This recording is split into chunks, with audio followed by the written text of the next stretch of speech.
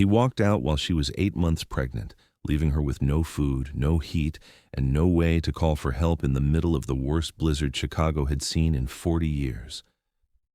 But what Tyler Bradford didn't know as he closed that door, while his wife Emma clutched her silent, swollen belly and whispered, "Please don't leave us," through cracked, bleeding lips, was that 72 hours earlier, a trust fund worth $1.7 trillion had been transferred into her name, and he'd been the one who intercepted the lawyer's letter. Emma Thorne spent that first night singing lullabies to her unborn daughter in a voice so weak it barely made sound, feeling the baby's kicks growing slower, softer, like a heartbeat fading. She hadn't eaten in 4 days. Her body was cannibalizing itself to keep the baby alive. But what Tyler had thrown in the trash, what Emma would find at 3 a.m. while searching desperately for anything to burn for warmth, was a letter that began with the words, "Ms. Thorne, you are no longer alone." What this broken, starving mother did in the next 6 days wouldn't just save her baby's life. It would put the man who abandoned them on his knees, sobbing, begging for mercy. Emma's frozen hands no longer knew how to give. But had he known? Had Tyler left his pregnant wife to die in the snow because he'd discovered her $1 trillion inheritance? And when Emma finally learned the truth, that he'd hidden her salvation while watching her starve, would the tears she'd cried in that frozen darkness become the ice in her heart he could never thaw? The apartment was so cold that morning Emma could see ice forming on the inside of the windows, delicate patterns that looked almost beautiful if you didn't understand they meant death. She'd wrapped herself in every blanket they owned, but the thin fabric did nothing against the kind of cold that seeps into your bones and makes your teeth chatter so hard you bite your tongue. The baby hadn't moved in 3 hours. Emma pressed her palm against her belly, waiting, praying, and finally, there it was, a small flutter, weak but alive. She started crying then, but the tears felt hot against her frozen cheeks, and she realized her body was using precious energy it didn't have just to produce salt water. Tyler had left at dawn 2 days ago. She'd watched him pack his suitcase with hands that trembled, not from cold yet, but from the terrible understanding that he wasn't coming back. He had looked at her once before he opened the door, and his eyes had been empty, like looking at a stranger wearing her husband's face. "Tyler, please," she'd whispered, but he'd just shaken his head. "I can't do this anymore, Emma. I can't watch you drag me down with you." She hadn't understood what he meant. They'd been happy once, or at least she thought they had been, but the pregnancy had changed something in him, like watching her body swell with his child had disgusted him instead of filled him with joy. The hunger was worse than the cold now. It had moved beyond pain into something else, a hollowness so complete that Emma felt like she was disappearing from the inside out. Her hands shook constantly, and when she tried to stand, black spots danced across her vision. The refrigerator had been empty for 5 days, ever since Tyler stopped putting money in their joint account, and she'd used the last $14 to buy a gallon of milk that was now long gone. She'd eaten the last piece of bread 3 days ago, rationing it into tiny pieces she let dissolve on her tongue to make it last longer. Yesterday she'd mixed sugar and water and forced herself to drink it, gagging on the sweetness, but at least it was calories. Today, there was no sugar left. The kitchen cabinets were bare except for expired spices and a can of condensed soup that required a can opener she didn't own. Emma had tried to open it by smashing it against the counter, but her arms were too weak, and all she'd managed to do was dent the metal and cut her palm. The blood had looked too bright, too red, against her papery white skin. She'd wrapped her hand in a dish towel and then realized that dish towel was the cleanest fabric in the apartment, and she should probably save it for the baby. The baby who was coming in 3 weeks, the baby who would be born into this frozen tomb if Emma didn't find help soon. But it was the phone that had pushed her from despair into something darker. Tyler had canceled the service 2 days before he left, she discovered when she tried to call 911. The screen still lit up, teasing her with the illusion of connection, but when she dialed, there was only silence. She'd screamed then, a sound that tore from her throat and echoed in the empty apartment, and the baby had kicked hard, startled by the rage in her mother's voice. Emma had apologized immediately, stroking her belly, whispering that everything would be okay, even though she knew it was a lie. The landline had been disconnected months ago when Tyler said they didn't need it. Her laptop was dead, and the charger was broken. The neighbors in this building kept to themselves, and besides, Emma hadn't seen another soul in the hallways for days. The blizzard had trapped everyone inside, and she was on the ground floor of a building where most residents were elderly or worked night shifts. No one was coming. No one even knew she was dying. At 3 a.m. on the second night, when the baby's kicks had become so faint, Emma thought she was feeling her own pulse. Instead, she made a decision. She would burn something for heat. Anything. The wooden coffee table Tyler's mother had given them, the books on the shelf, the curtains if she had to. She crawled to the kitchen on her hands and knees because standing made her dizzy, and she started pulling open drawers looking for matches, a lighter, anything. That's when she found it, crumpled in the back of the drawer under the sink, behind rusted pipes and a bottle of bleach so old the label had faded. A thick cream envelope with her name written in gold lettering. Emma's fingers were so numb she could barely grip the envelope, but she pulled it out and held it under the moonlight, coming through the frosted window. The paper was expensive, the kind that felt heavy and important, and her name was written in elegant script that looked like it had been done by hand. Ms. Emma Catherine Thorne. No one had called her by her full name since her mother died 7 years ago. Her hands shook as she tore it open, and 3 pieces of paper fell out onto the frozen linoleum floor. The first was a letter on letterhead that read, Rothman, Silverman and Associates, Attorneys at Law, Manhattan, New York. The second was a photograph of a man she'd never seen before, elderly and dignified with silver hair and eyes that looked exactly like her mother's. The third was a check with so many zeros Emma thought she was hallucinating from hunger. She read the letter once, then twice, then a third time because the words didn't make sense. Dear Miss Thorne, we regret to inform you of the passing of your maternal grandfather, Gordon Whitfield, on November 3rd. As per the terms of his last will and testament, and in the absence of his daughter, Catherine Whitfield Thorne, you are the sole beneficiary of the Whitfield Family Trust. The total value of assets, holdings, and investments is approximately $1.7 trillion USD. Emma stopped breathing. The baby kicked hard, as if sensing her mother's shock, and Emma gasped, sucking in air that hurt her lungs. Trillion, not million, trillion. The letter continued, but her eyes couldn't focus. Words jumped out at her. Genetic verification required. In-person appearance mandatory. Multiple attempts to contact you have failed. Please call our 24-hour emergency line immediately. At the bottom was a phone number and a date, the date this letter had been sent. 6 weeks ago. 6 weeks ago, while she'd still been working, still eating, still believing Tyler loved her, this letter had arrived, and she'd never seen it. She looked at the envelope again and saw something that made her stomach drop. The seal had been broken and clumsily re-glued. Someone had opened this before her. Someone had read about the $1.7 trillion trust fund and then carefully, deliberately hidden it in the one place Emma would never look until she was desperate enough to search for something to burn. Tyler. His name came to her like a curse, and suddenly everything about the last 6 weeks made terrible, perfect sense. The way he'd started picking fights over nothing. The way he'd slowly drained their joint account and claimed his company was having cash flow problems. The way he'd convinced her to quit her job at the architecture firm, saying the stress wasn't good for the baby, and then immediately started treating her like a burden. The way he'd moved them to this apartment, claiming it was temporary, but then signed a lease in only his name. The way he'd isolated her from her 3 best friends by creating elaborate lies and fake text messages that made each of them think Emma had said horrible things about them. The way he'd looked at her that last morning, not with sadness or regret, but with cold calculation, like a man closing a business deal. He'd known. Tyler had known about the inheritance for 6 weeks, and he'd left her here to die because of it. But why? Why would knowing she was about to inherit $1 trillion make him abandon her? The answer came slowly, piecing itself together through the fog of starvation and shock. If she died, especially if she died after he'd publicly left her, he'd have no claim to the money. But if she survived just long enough to inherit it, and then died, and they were still legally married, everything would go to him as her next of kin. Emma felt something cold and sharp crystallize in her chest, colder than the apartment, colder than the snow falling outside. He was waiting for her to claim the inheritance. and then he was going to kill her. The baby kicked again, stronger this time, and Emma made a sound that was half laugh, half sob.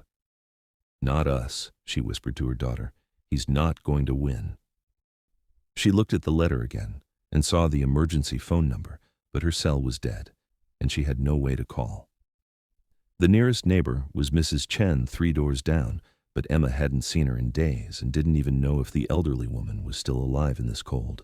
The nearest payphone was 4 blocks away, an impossible distance in 3 feet of snow when you could barely stand. But then Emma remembered something from her old life, before Tyler, before pregnancy, when she'd been a rising star at Morrison Architecture, designing sustainable housing for low-income communities. She'd worked on a project once that involved understanding property law and tenant rights, and she'd learned that in Chicago, landlords were legally required to maintain heat during winter months, and that failure to do so was not just a civil violation, but a criminal one if it resulted in bodily harm. The building superintendent was a man named Derek who lived in the basement unit, and he had a phone. Emma had seen it. If she could get to him, if she could convince him to call the number on this letter, she might survive. But it meant going outside into the hallway, down a flight of stairs to the basement, in her condition, in this cold. Emma looked down at her belly, at the shape of her daughter pressing against the thin fabric of her nightgown. "Okay, baby girl," she whispered. "Let's go fight for our lives." She wrapped herself in every piece of clothing she owned, layering 3 shirts, 2 sweaters, Tyler's abandoned jacket that still smelled like his cologne and made her want to vomit, and a scarf her mother had knitted before she died.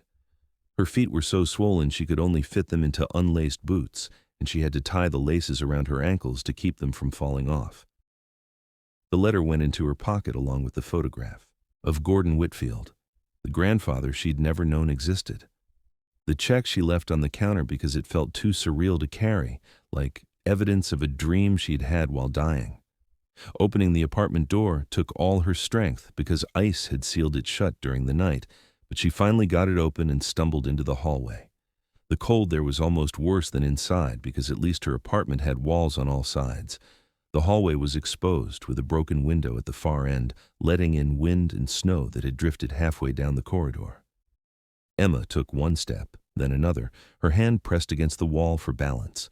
The stairs to the basement were at the end of the hall, 20 feet away, but it might as well have been 20 miles. She counted each step. 1, 2, 3. At 7, her legs gave out and she fell to her knees, gasping. The baby rolled inside her, a sensation so strong Emma could see the movement through her clothes. "I know," she whispered. "I know you're scared. Me too." She crawled the rest of the way to the stairs on her hands and knees, and when she reached the top step, she looked down into darkness. The basement lights were out, but she could see a faint glow at the bottom, the flicker of what might be a candle or a flashlight. Derek was down there. He had to be. Emma grabbed the railing and began pulling herself down, 1 step at a time, her pregnant belly scraping against the stairs, tears streaming down her face that froze before they could fall. At the bottom she collapsed, and that's when she heard it. A man's voice, rough with sleep, saying words that sounded like a prayer. "Jesus Christ, lady, what happened to you?" Derek Martinez was a retired firefighter who'd seen terrible things in his 20 years on the job, but the sight of Emma Thorne at the bottom of his stairs, 8 months pregnant and half frozen, made him move faster than he had in a decade. He scooped her up like she weighed nothing, which wasn't far from the truth, because starvation had turned her into something skeletal, and he carried her to his apartment where a space heater was running and the air was blessedly warm. He wrapped her in blankets, forced hot broth between her lips, and when she tried to speak, he said, "Don't talk yet, just drink."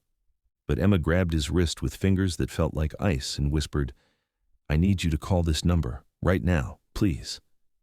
She pulled the crumpled letter from her pocket and Derek read it once, then looked at her like she'd lost her mind. "This says trillion with a T," he said slowly. "That's not real, lady. Someone's scamming you." But Emma shook her head so hard the room spun. "It's real. My grandfather. I never knew him, but it's real. Please, I need to call them before he finds out I'm still alive." The way she said "he" made Derek's firefighter instincts kick in, the ones that told him when a situation was about to turn dangerous. He picked up his phone and dialed the number. The woman who answered said her name was Patricia Rothman, and when Derek explained the situation, her voice went sharp with urgency. "Put her on the phone, now." Emma took the phone with shaking hands, and Patricia asked her 3 questions: her mother's full maiden name, her date of birth, the name of the street where she'd lived as a child. Emma answered all 3, her voice breaking, and Patricia said words that made Emma start sobbing so hard she couldn't breathe. "Emma, listen to me very carefully. You are one of the wealthiest people on earth as of 6 weeks ago, and someone has been deliberately blocking our attempts to reach you. We flagged it 3 days ago when our courier confirmed a signature that didn't match yours, but we couldn't locate you." "Where are you right now?" Emma told her, and Patricia's response was immediate.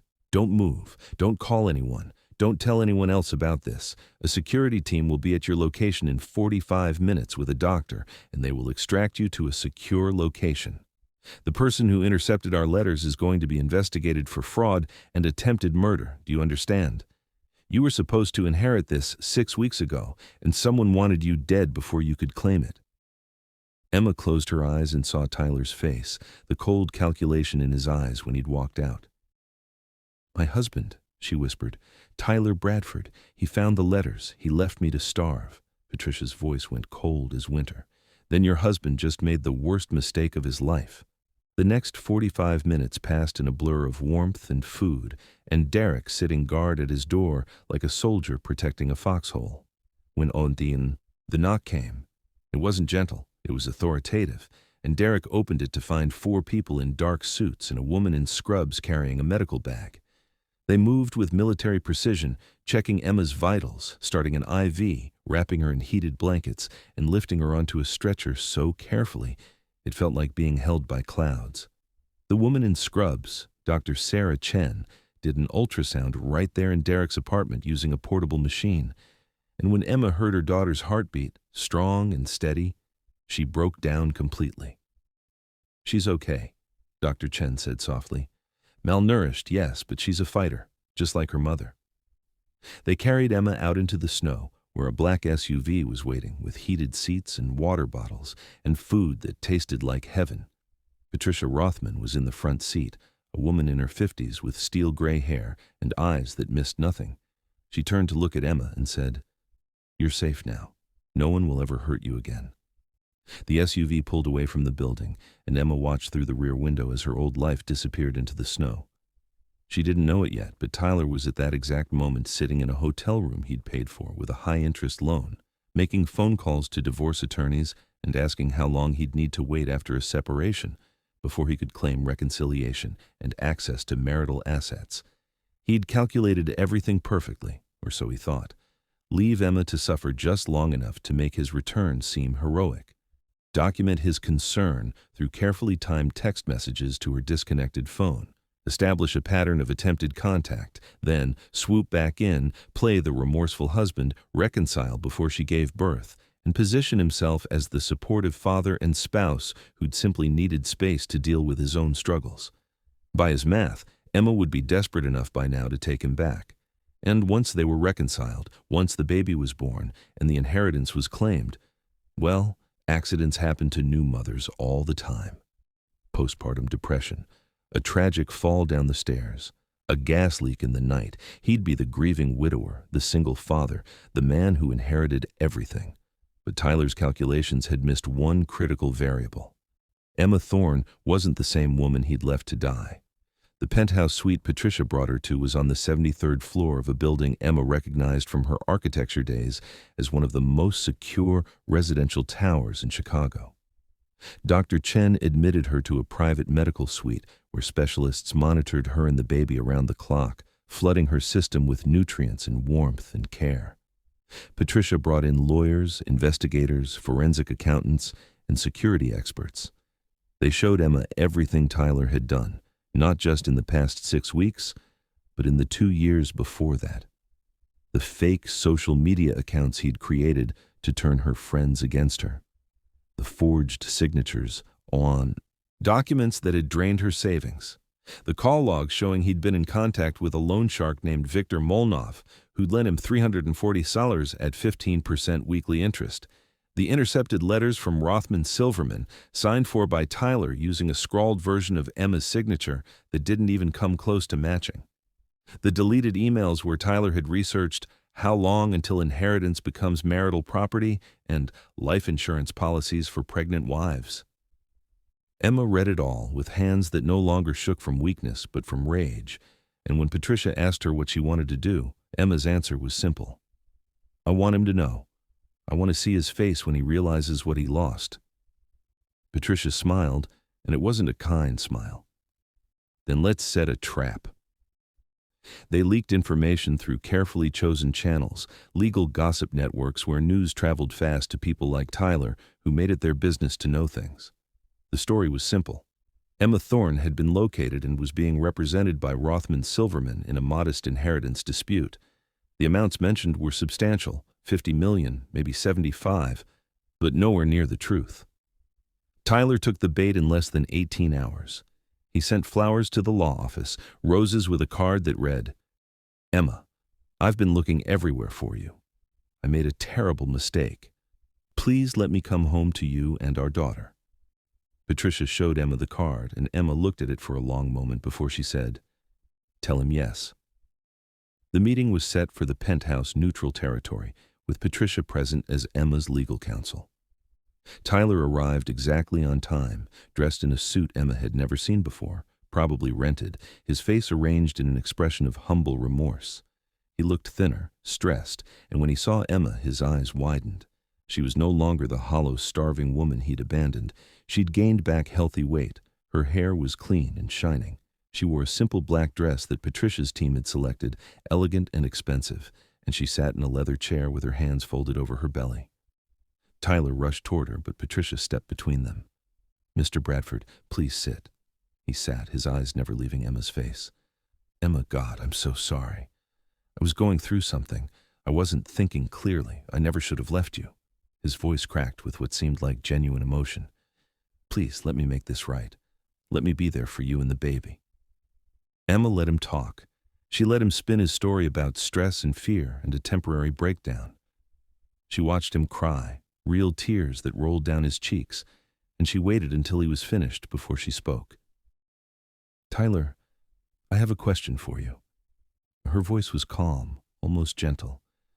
When you found the letter from Rothman Silverman 6 weeks ago, the one about my grandfather's trust fund, did you ever consider telling me? The room went silent.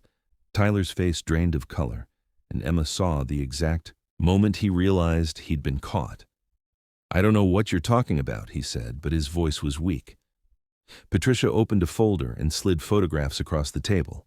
Tyler signing for the courier package. Tyler's forged version of Emma's signature. Bank records showing Tyler's $340,000 debt to Viktor Molnov. Phone records showing Tyler had been tracking Emma's disconnected phone, waiting for signs she'd found help. And finally, a recording. Tyler's voice on a call to his loan shark saying, Don't worry, I'll have the money soon. My wife's about to come into something big, and once I'm back in the picture, I'll have access. Emma watched Tyler's face as he listened to his own voice, watched the calculation in his eyes as he tried to find a way out, and then she stood. She was 8 months pregnant, but she'd never felt more powerful in her life. Tyler, the inheritance isn't 50 million. It's 1.7 trillion with a T. My grandfather owned 17 Fortune 500 companies, properties in 34 countries, and technology patents worth more than some nation's GDP. You left me to starve to death while sitting on information that I'd become one of the wealthiest people on earth, and you did it because you thought you could let me suffer just enough to make me grateful when you came back. Tyler stood too, his face twisting. You don't understand, Emma. I was drowning. Victor was going to kill me. I needed time to think. But Emma shook her head. You had time. You had 6 weeks. You could have told me about the letter and we could have faced everything together, but instead you disconnected my phone, drained our accounts, and left me in an apartment with no heat during a blizzard while I was 8 months pregnant. You didn't leave me to think, Tyler. You left me to die. Patricia stepped forward. Mr. Bradford, you're being served with divorce papers, a restraining order, and a criminal complaint for fraud, domestic violence, and attempted murder. The Cook County District Attorney will be contacting you shortly. I'd suggest you get a very good lawyer, though I doubt you can afford one now that your loan shark knows you lied about having access to money." Tyler's legs gave out and he collapsed back into the chair. "Emma, please," he whispered, and now the tears were different, desperate and real. "Please, I'm begging you. I'll go to prison. Victor will kill me. I have nothing." Emma looked down at him and felt something she didn't expect. Not satisfaction, not even anger anymore, just a deep, exhausted sadness for the man she'd once loved who'd turned out to be nothing but a beautiful mask over an empty soul. "You're right," she said quietly. "You have nothing. Because the one thing you had, the one person who would have stood by you through anything, you threw away like garbage." She turned to Patricia. "I'm done here." 6 days later, Emma gave birth to a healthy baby girl she named Catherine after her mother. She held her daughter in a private hospital suite with floor-to-ceiling windows overlooking Lake Michigan. And when Catherine opened her eyes for the first time, Emma saw her own mother's eyes looking back at her. Patricia visited that afternoon with documents for Emma to sign, transfer papers that would officially move the $1.7 trillion trust fund into Emma's control. "What will you do with it?" Patricia asked, and Emma looked down at her daughter and thought about the apartment where she had almost died, about Derek Martinez who'd saved her life, about Father Riley at St. Michael's who'd helped her in the reference story she had heard about all the women like her who were trapped and suffering while the men who hurt them walked free. "I'm going to build something," Emma said.